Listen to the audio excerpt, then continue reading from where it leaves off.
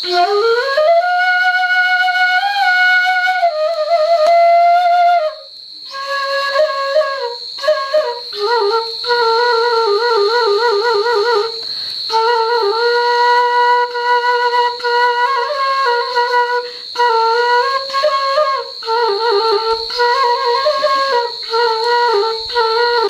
2014 saya teken ini untuk bangunan rumah kat ini.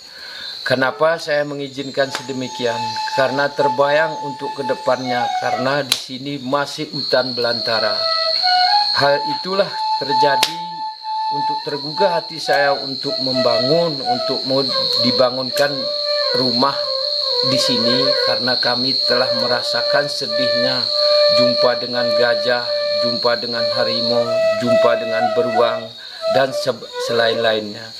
Inilah maka terbuka hati kami untuk memberikan yaitu tapak rumah ini. Inilah terjadinya awal dari cerita yang 2014. Alhamdulillah, Lembaga Peduli Duafa Indonesia mendapat kepercayaan dari Kementerian Sosial di bawah Dirjen Pemberdayaan Komunitas Adat Terpencil.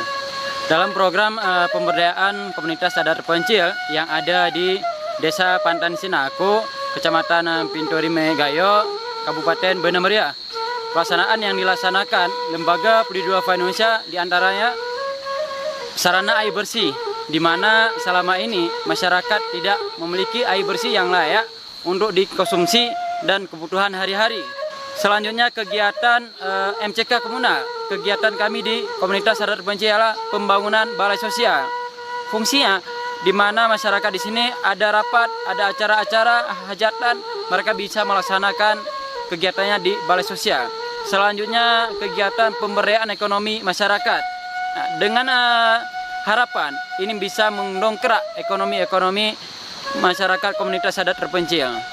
Dalam melaksanakan program komunitas adat terpencil yang ada di Pantan Sinaku, Kecamatan Pintorime, Kabupaten Bena Meriah. Terima kasih kepada pelanggan Indomaret yang telah mendonasikan sisa belanjanya melalui program Indomaret Peduli untuk masyarakat komunitas adat terpencil yang ada di berbagai pelosok yang masih membutuhkan perhatian kita bersama.